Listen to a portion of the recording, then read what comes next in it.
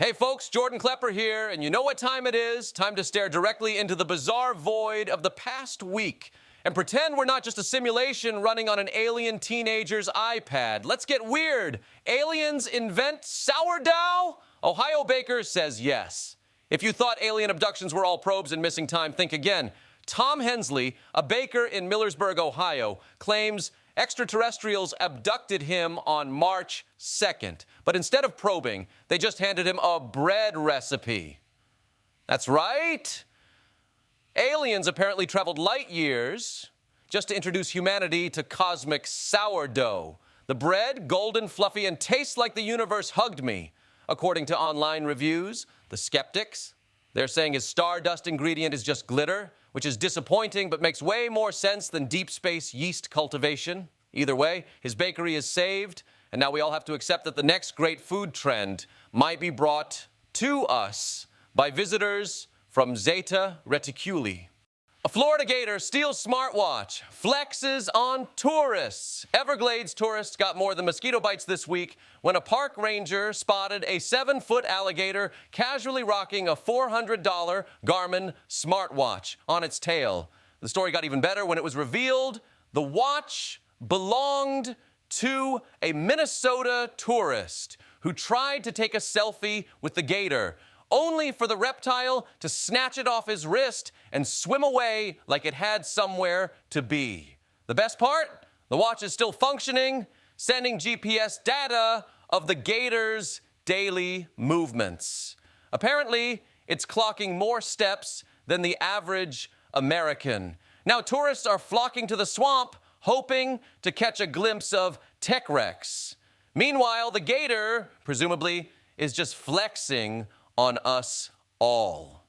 Time traveler interrupts Texas City Council meeting to warn about robotic cows, Lockhart, Texas, home of great BBQ, and apparently rogue time travelers. A man named Zeke Travers stormed into a city council meeting dressed like a conspiracy theory and declared he had come from the year 2075 to warn humanity about a coming bovine uprising. According to Zeke, AI-powered robot cows will take over Texas ranching in 2029, and by 2050 will demand full citizenship. The council responded by reminding Zeke that they were discussing potholes, not future cow overlords. He disappeared into the night, but not before dropping a future coin that, shockingly, was quickly debunked as a trinket. Meanwhile, locals are now keeping an eye on their livestock just in case. Bahamians turn SpaceX debris into art after Starship crashes into ocean. Elon Musk's latest Starship test flight ended in flames over the Atlantic, but in the Bahamas, locals turned SpaceX's wreckage into a masterpiece. Fisherman-turned-artist Jamal Roll repurposed a 10-foot chunk of Starship's hull into the Musk meteor, painting it in Bahamian colors and mounting it as a tourist attraction. Even Musk himself approved, tweeting, "Not the landing I planned, but damn, that's cool." Other salvaged pieces. A heat shield tile became a mural, and a mangled engine nozzle is now a bar stool. Moral of the story? One man's failed Mars rocket is another man's island decor. New Zealand elects a goat as mayor, because why not? The village of Tawera, New Zealand, found itself without a mayor this week when no one wanted the job. Solution: write-in votes elected a 4-year-old goat named Parody. That's right, democracy is spoken, and it prefers its politicians to have hooves. Parody now wears a mayoral sash repurposed from an old feed sack and has already presided over a pothole repair day. The pub even released a limited edition beer in his honor. Critics say it's a gimmick, but the people of Tawera argue that at least their mayor doesn't tweet conspiracy theories at 2 a.m. Londoners think sewers are haunted. Turns out it's just a karaoke mic. For weeks, residents of East Dulwich lost sleep over a ghostly melodic hum rising from the drains. Theories range from haunted Victorian sewer workers to the Phantom of the Opera relocated underground. Turns out the culprit was a cheap karaoke microphone lost in the pipes after a wild night at a local pub. The Nag's Head pub confirmed a mic had gone missing during a particularly loud rendition of Sweet Caroline. Water flowing past the mic turned it into an eerie, unintentional sewer organ. Thames Water retrieved it, and the pub is now selling a sewer serenade ale in its honor. No ghosts, just bad singing.